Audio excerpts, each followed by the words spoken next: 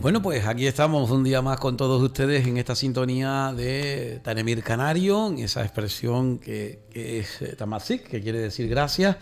Y nosotros agradecemos sumamente al amigo Juan Manuel Reyes Cornejo el que esté con nosotros. Juan Manuel, muy buenas tardes. Buenas tardes, Isidro, y buenas tardes al compañero Pepe, que sé que lo tienes ahí a tu diestra, como aquí Jesucristo a la diestra de Dios. Lo saludo yo, Pepe, buenas tardes.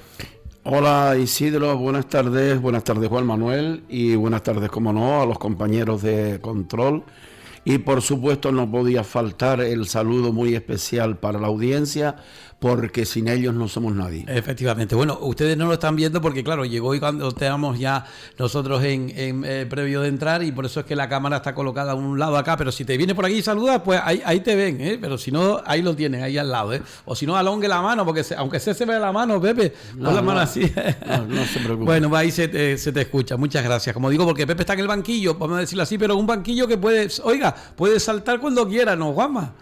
Sí, hombre, y para eso estamos, y de ahí lo importante que es que todos los compañeros con su experiencia aporten, ¿verdad? Que yo creo que claro que sí.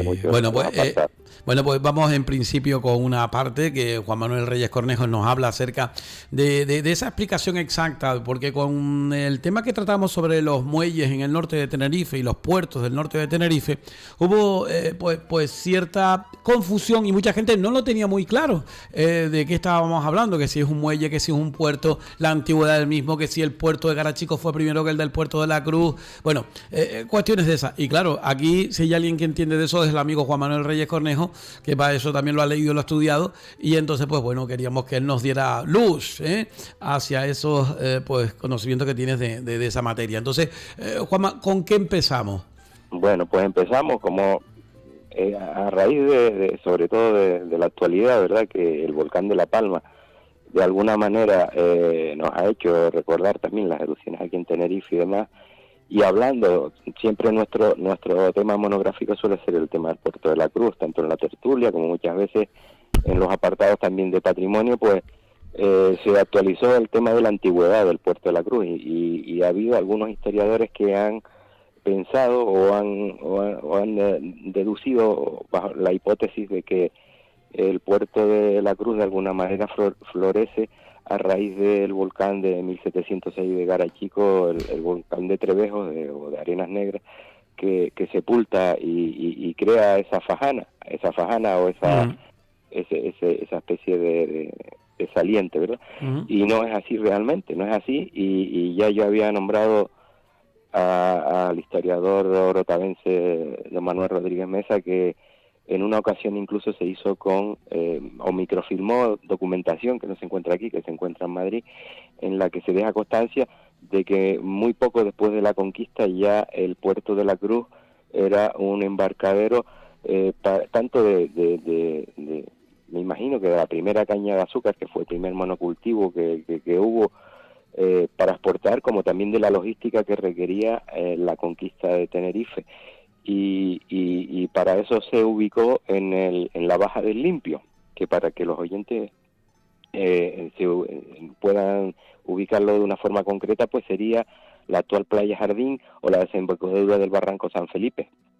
¿Qué pasó con esta baja? Que, claro, está un poco demasiado abierta al mar. Todo el mundo sabe que, bueno, cuando se hizo la Playa Jardín hubo que hacer una escollera semisumergida para protegerla de los embates del mar, y también se le ganó terreno al mar, y por otro lado teníamos el inconveniente del barranco también, que el barranco con sus sucesivos aluviones fue perdiendo calado esa zona de fondeadero, y entonces pese a que los reductos que nos quedan de eso es el Castillo San Felipe, que allá por 1580 se estaba construyendo, se había construido, y después la calle esa que nadie sabe por qué es el nombre, de Puerto Viejo, que va de la Plaza del Charco hasta esa zona, junto con con también las instalaciones de la Casa de la Pólvora, que está enfrente del cementerio de San Carlos. Toda esta infraestructura es el único vestigio que nos queda ya de ese puerto viejo que existió, y que después, por los motivos aludidos, tanto de que hacía muy difícil las operaciones de cabotaje, date cuenta tú que se usaban lanchones para acceder a los barcos, y la apertura al mar, más luego la pérdida del calado por los sucesivos aluviones, se tuvo que trasladar al muelle nuevo, o muelle el Charco de los Camarones, como se conocía la Plaza del Charco, que era una caleta de alguna manera más abrigada, una caleta natural en la que se construye por parte del capitán de milicia Francisco Tomás Alfaro y Valcárcel ya la casa de la Real Aduana, que es un poco para controlar el tráfico de mercancías y demás, y los correspondientes tributos que se debían de pagar, así como el muelle viejo que empieza, bueno, que ahora le decimos muelle nuevo, todo está cambiado, que sería un poco un inicio del espigón del lado izquierdo. Según miramos desde la capilla de la Virgen del Carmen, sería el espigón del lado izquierdo, pero era mucho más corto y fue destruido varias veces por el mar y reconstruido, y para eso había que fortificarlo también, igual que se fortificó con el Castillo San Felipe, y se creó la batería Santa Bárbara, que por cierto nunca fue utilizada como tal, como defensa, porque no tuvo esa trascendencia. Tenía unas pequeñas cañoneras, pero que no tenían esa, y era precisamente para dar protección a esa rada creada con ese pequeño espigón, y que después también daría lugar a la creación el muelle de la parte derecha en forma algo curva, que se complementa también con la Casa de la Aduana, y que hoy en día le dicen Muelle Nuevo por el nombre del cambio de ubicación que se dio nada menos que en el siglo XVII. Hay que destacar también que en el lugar se puso una cruz para señalar, que fue un poco la que le dio nombre al embarcadero de la Orotava, para que llegara a llevar el nombre de la cruz, y que es nada menos que el patronazgo de la ciudad, pese a que muchos se piensen que es la Virgen del Carmen o el Gran Poder. No, el patronazgo de la ciudad es el 3 de mayo, y es la invención de la cruz, y está representada por la que conocemos como Cruz de la Carola, que después se adosaría a la fachada de la Casa de la Aduana. Hay que decir que la Casa de la Aduana ya está en pleno uso en el siglo XVII, y hay una serie de incidentes también que también están documentados por parte de las personas que regían el control de la aduana. Y por ejemplo hay un altercado del señor Marmaduke Raudón, que era un poco el jefe de la aduana, y que ya ahí se empezaban a ver atismos de corrupción, ¿no? Porque pretendía muchas veces cobrar en especies en vez de en efectivo. Sí, y ese es el asesinato de Mr. Morris, ¿no? No, eso fue mucho posterior. Estamos hablando vale. del siglo XVII. Bien. Eso fue ya recientemente. Esa fue la última ejecución pública que hubo en el Puerto de la Cruz, con el tema que fue muy cercana al Castillo San Felipe también, para dar un escarmiento a los naturales. Ajá. Pues como te decía, se producían una serie de incidentes, y en este caso llegaron incluso a intentarse agredir mediante una daga, a apuñalarse por una discrepancia con otro señor, que era normalmente estos incidentes se producían con esos importadores que habían, tanto irlandeses, ya estamos hablando del siglo XVII, del siglo XVIII, y que estaban dando lugar también a que entraran tanto mercancías como incluso libros que estaban prohibidos en España bajo el control del Santo Oficio, ¿verdad? Y que, bueno, también tenemos referencia de que Vieri-Clavijo pues pide una licencia a las autoridades eclesiásticas para poder leer algunos de estos libros prohibidos, que el puerto en el siglo XVIII llega a ser un poco el florecimiento de la Ilustración, y un poco un lugar avanzado, y es una pena que los naturales del puerto no sepan reivindicar este poder de la Ilustración que tuvo el puerto, y que fue un centro importante de conocimiento y de la cultura en unos tiempos de oscurantismo que estaban muy marcados por eso, por la religión y por el Santo Oficio, y que desgraciadamente no han sabido explotar los portuenses, ¿verdad? Y que sería conveniente que por parte sobre todo de los historiadores se ahondara más en todo este tipo de temas. Hay que decir que luego vino una época de decaimiento, que fue la época borbónica, que de alguna manera intentó centralizar los poderes, y entonces a partir del siglo XVIII y especialmente después de la gesta del 25 de julio y demás, empieza a tomar preponderancia el embarcadero de la laguna, que era Santa Cruz, y en detrimento de ese tráfico de mercancías, si bien los comerciantes que estaban erradicados con sus empresas de importación y exportación en el puerto, lo que hicieron fue crear sucursales en Santa Cruz y no abandonar la actividad del puerto tampoco, si bien decreció, en la crisis del 18 no llegó tampoco a perderse, con lo cual continuó siendo un poco llave de la isla. Hay que tener en cuenta que una vez consolidada la conquista, todos los transportes se realizaban por mar, porque realmente lo que había en tierra eran caminos de guanches que después se transformaron en caminos reales y que muchas veces no estaban ni habilitados para las ruedas o para las cabalgaduras. Entonces, casi todo tenía que tener un destino al mar y casi todas las localidades tenían su embarcadero.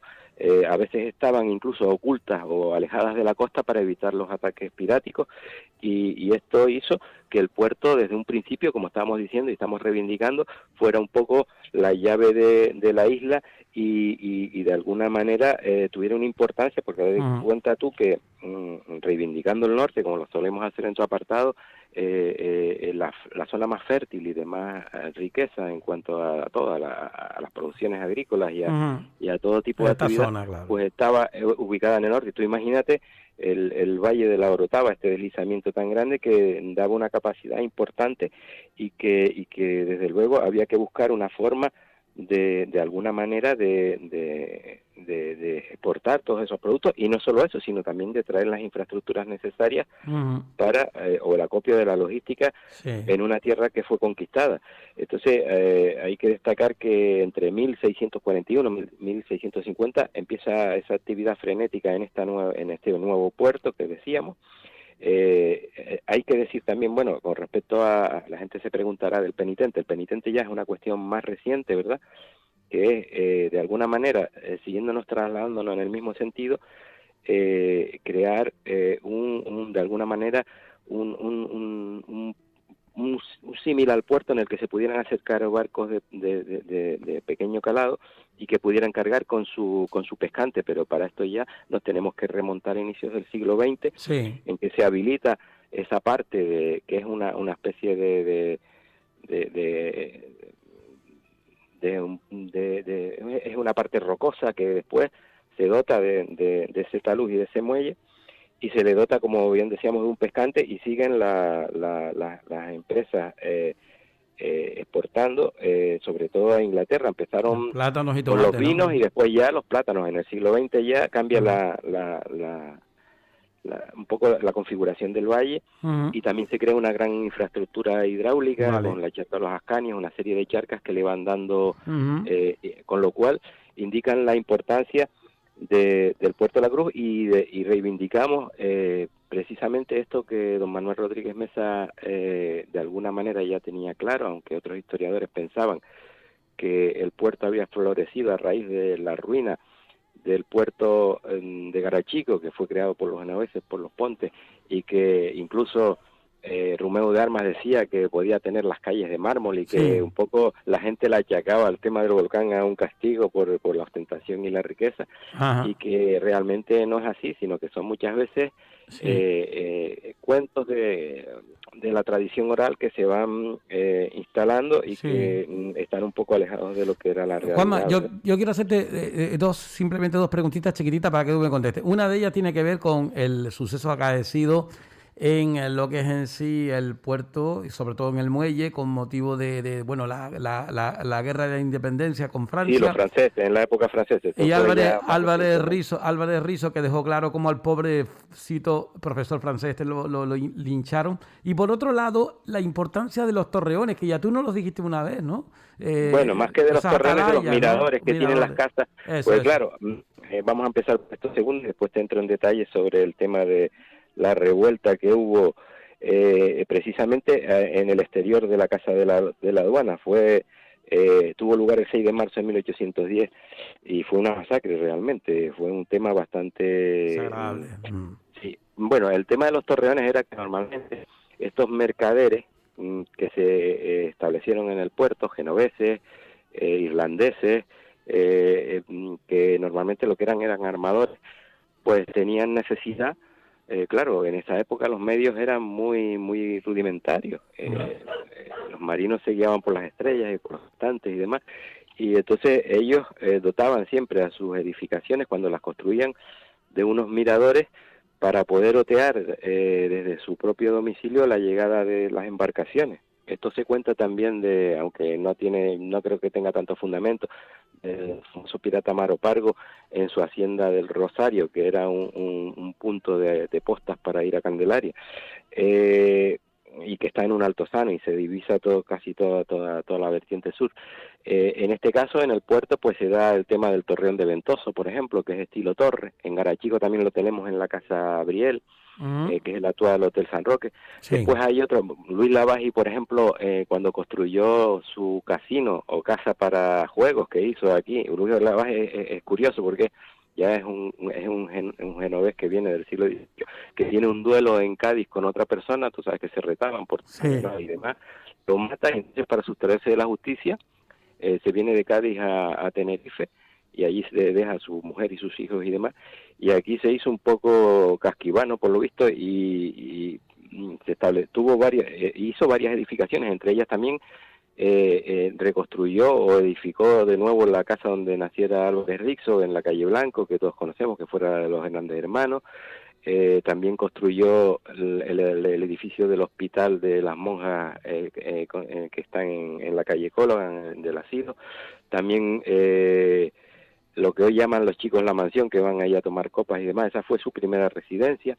Y después creó una casa que es la que vemos hoy semi arruinada en la familia Betancourt y Molina, frente a los apartamentos Lavalle, que llevan su nombre, que esa la hizo como una especie de casino donde iban a jugar y a hacer bailes y hacer, bueno, pues esa tiene un mirador también en forma de cuna en lo alto, que desgraciadamente se está deteriorando por el abandono del inmueble. Es una pena lo que pasa con el patrimonio también muchas veces en el Puerto de la Cruz. Pues bueno, Melchor estuvo ahí en una ocasión contigo haciendo una relación hizo una especie de catálogo de todo este tipo de miradores que servían para otear y en cuanto a lo que estabas hablando en primera instancia sobre la terrible masacre que hubo el 6 de marzo de 1810, esto fue con motivo de la invasión francesa, ¿verdad?, napoleónica. Sí. Y tenía claramente un trasfondo político. Los historiadores no se ponen de acuerdo en cuanto a los motivos directos o las circunstancias. Decían que el populacho se había sublevado, enfurecido a causa del odio hacia los invasores franceses que dominaban España, ¿no?, en la época de Pepe Botella y demás, el hermano de Napoleón, y que fue apuñalado, entre otros, el escribiente de la firma Cologan, de José Bressan se llamaba, asesinado a golpes. También el profesor de música Luis Beltrán Broual, creo que era de procedencia francesa, y no satisfechos con estas dos muertes, y que las autoridades y de alguna manera los alguaciles de la época no eran capaces de impedir los asesinatos, los cadáveres de los asesinos fueron arrastrados por las calles del puerto. Según algunos autores, la cabeza de la víctima, Bressan, fue llevada por la calle sobre una pica como signo de triunfo, y el cadáver de Broual colocado boca abajo en la popa de un barco que se encontraba en construcción en el muelle, en la Plaza del Charco. Tremendo, para ser profanado, y arrojándole piedras, escupitajos y demás. De alguna manera, ya te digo, no está muy claro el tema de por qué los portuenses llegaron a tratar de esta forma infame a estos dos sujetos, pero sin embargo todas las fuentes históricas lo que de alguna manera determinan que fue provocado por ese odio a los franceses. El historiador Álvarez Rixo, también alcalde del Puerto de la Cruz en los anales, decía que fue un martes de carnaval y que persiguiendo al maestro de baile, Michu Perico, que Perico el Clavellina lo llamaban, también hubo una especie de escaramuza que estaba dentro de ese contexto de la invasión francesa, porque se pensaban que era un espía napoleónico. Sí. Entonces, de alguna manera, esta fuente indica que la insurrección fue de alguna manera también por una burla que hicieron al ejército español por parte del hijo de Beltrán Borrogual, que habíamos hablado antes, que había disfrazado a un perro con un uniforme del ejército derrotado por Napoleón, del ejército español, y con esto había herido profundamente el sentimiento nacional de los españoles. Es decir, en aquella época eran mucho más nacionalistas que lo que somos ahora. Y entonces esto es un poco es un avance de esta situación de la que tú me hablabas, y de que dio lugar a unos actos violentos en el Puerto de la Cruz, a los que no estábamos muy acostumbrados. Y también es famoso el tema que tú me comentabas del asesinato de Mr. Morris, que era el cajero de la Casa Elder, y que es la última ejecución pública que se produce como escarmiento, porque claro, esto era con un fin económico, no había ningún trasfondo político, sino era un robo, vamos. Un maestro pedrero, bueno, ya lo tratamos aquí, un maestro pedrero, y creo que era un carpintero que le veían a este señor que ostentaba, y era algo mujeriego y tal, que era el sobrino del dueño de la casa de importaciones. Le veían unos relojes de oro, unas llaves y demás, y sabían que manejaba dinero, y entonces lo intentaron. Fue un asesinato cerca del cementerio de San Carlos. El cementerio de San Carlos es parte del escenario, y después se ejecuta a estos dos personas, se ejecutan junto al Castillo de San Felipe, mediante el tema del Garrote Vil, que es la última ejecución pública. Se nos termina el tiempo, pero mira, me acabas de dar la clave, Juanma. Tenemos puesto la mascarilla ya porque Pepe entró con nosotros también aquí, y por lo tanto tenemos que ponerla. Y me has dado la clave para la semana que viene, si es posible. ¿Sabes por qué, no? Porque acabas de citar los Campos Santos. Oiga, que es un tema también que tiene que ver mucho, tanto en Los Realejos, Puerto de la Cruz, La Orotava. Aquí, ¿cómo se llama? David Álvarez sacó hoy, nos recordó alguna cosita publicada hace unos años. Y yo me imagino que también mucho se puede decir acerca de los Campos Santos, ¿no? Sí, bueno, son relativamente recientes, pues tú sabes que los enterramientos se hacían en las iglesias. Se hacían en las iglesias. Y fue, bueno, pero eso podemos comentarlo también, ¿eh? De las epidemias de fiebre amarilla. Pero podemos comentar esa misma. En la época de Fernando VII, pues se instituyen ya los primeros cementerios. C'est la muerte, la muerte. No, y mira, es muy interesante porque en el Puerto de la Cruz, como decíamos antes, que era un lugar que estaba abierto y se salía un poco de esa cultura religiosa tan restrictiva, existen incluso elementos masónicos, ¿sabes?, que podíamos...